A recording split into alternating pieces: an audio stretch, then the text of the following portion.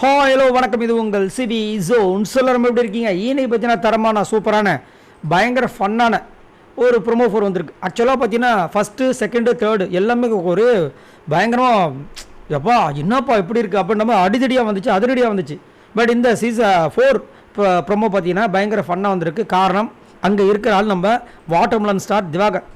So அங்கே வந்துட்டு நம்ம விஜய் சேதுபதி அவர்கள் கூப்பிட்றாரு திவாகர் அப்படின்னு ஒரு சார் அப்படின்னு சொல்லிட்டு அப்படியே ரொம்ப பம்பிக்கிட்டு எழுந்து நிற்கிறாப்புல. அப்போ என்ன எல்லாருக்கும் தெரியும், தமிழ்நாட்டில் மக்களாதரவு அவ்வளோ இருக்குது எனக்கு அப்படின்னு சொல்லிட்டு நம்ம திவாகர் பேசுவார். பார்த்தீங்கன்னா கையை மேலே வந்துட்டு பறவை மாதிரி பரப்பாப்பில் அந்த கையை வச்சு அந்த மாதிரி வந்துட்டு அவர் வந்து கிண்டல் பண்ணுறாரு. திவாகர் சிரிக்கிறாரு, அங்கே இருக்கிற எல்லாருமே சிரிக்கிறாங்க, ஈவன் ஆடியன்ஸும் சிரிக்கிறாங்க. அவர் எந்திரிச்சாலும் நம்ம ஆடியன்ஸ் எல்லாருமே சிரிக்கிறாங்க வச்சுக்கோங்களேன். அதுக்கப்புறம் வந்துட்டு கேட்குற ஒரு டவுட் என்னன்னா, ஏங்க வாட்டர் மெலனா என்னங்க முந்திரி கோட்டையா கொஞ்சம் சொல்லுங்கள் அப்படின்னும் போது எல்லாருமே திரும்பவும் சிரிக்கிறாங்க. அப்போ திவாகர் என்ன சொல்கிறாருன்னா, சார் எனக்கு ஒரு வருத்தம் சார். என்ன சார் உங்களுக்கு வருத்தம் அப்படின்னா, உங்ககிட்ட ஒரு கிஸ் வாங்கலேன்னு ரொம்ப வருத்தமாக இருக்குது சார் அப்படின்போது விஜய் சேதுபதி அவர்கள் கலாய்க்கிறார். எங்க நீங்கள் எவ்வளோ பெரிய ஆள், என்ன திவாகர் எங்ககிட்ட போய் கிஸ்ஸு கேட்குறீங்களே, நான் தாங்க கவலைப்படணும் உங்ககிட்ட கிஸ்ஸு வாங்கலேன்ற மாதிரி வந்துட்டு அவர் ஒரு ஜோக்கை ஒன்று போடுறாரு. அதுக்கப்புறம் உங்களை பார்த்துருந்து எனக்கு தூக்கமே போச்சுங்க, தூக்கமே இல்லாமல் தவிச்சிட்ருக்கேன் அப்படின்ற மாதிரி ஒரு சொல்லி அந்த பக்கம் பயங்கர என்ஜாய்மெண்ட்டாக ஃபன்னாக போயிட்டுருக்கு. இந்த பக்கம் விஜய் பார்வதி முதற்கொண்டு எல்லாருமே பயங்கரமாக லாஃபிங் பண்ணி சிரிக்கிறாங்க. ஆப்போசிட்டில் இருக்கிற நம்ம ஆடியன்ஸ் எல்லாமே சிரிக்கிறாங்க. இதுதான், இவ்வளோதான்.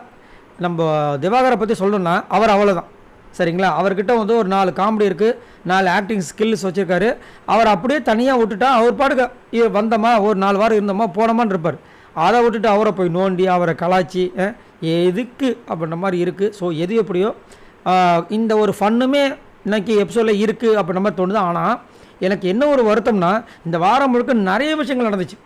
அதில் வந்து எஃப்ஜே வந்துட்டு வெற்றிருவேன் அப்படி சொன்னோன்னே எல்லாருமே வந்துட்டு அவருக்கு எல்லோ கார்டு கொடுக்கணும், ரெட் கார்டு கொடுக்கணும், கமருதி இந்த மாதிரி பண்ணிட்டார், அவருக்கு ரெட் கார்டு எல்லோ கார்டு இப்படி நிறைய விஷயங்கள் பேசினா அதை பற்றி ஒரு விஷயமும் இல்லை. ஸோ அப்படின்னு இருக்கும்போது இன்றைக்கி என்னங்க சார் இதெல்லாம் அப்படின்னு ஒரு சில பேர் வந்துட்டு கருத்து சொல்லிட்டு இருக்காங்க. பட் எது எப்படியோ இன்றைக்கியோட எபிசோடோடு முடிய போகிறது கிடையாது. நாளைக்கு ஒரு எபிசோடு இருக்குது, நாளைக்கு கூட ஏதாவது ஒரு ட்விஸ்ட் இருக்கலாம். பட் எது எப்படியோ கண்டிப்பாக ரோஸ்ட்டு இருக்கும், சரிங்களா? அதில் மாற்று கருத்து கிடையாது. ஃபஸ்ட்டு கொஞ்சம் லைட்டாக ஒரு ரோஸ்ட்டை பண்ணிட்டு அதுக்கப்புறமா போட்டு வறுத்து எண்ணெயில் பொரித்து எடுக்கிறதுக்கும் வாய்ப்புகள் இருக்குது. சரி, நீங்கள் உங்களோட கருத்து சொல்லுங்கள். இந்த திவாகரை பற்றி என்ன நினைக்கிறீங்க? அதேமாதிரி இந்த சீசன் 9 திவாகர் எப்படிப்பட்ட ஒரு கண்டஸ்டண்ட்டாக இருப்பார்? ஸ்ட்ராங்கான கண்டஸ்டண்ட்டாக இல்லை அவரை ஸ்ட்ராங்கான கண்டஸ்டண்ட்டாக உள்ளே இருக்கவங்க மற்றவங்க தான் வந்து உருவாக்கிட்டு இருக்காங்க அப்படின்னு நினைக்கிறீங்களா? மறக்காமல் கமெண்ட்ஸ் பண்ணுங்கள். பாய் நண்பர்களே.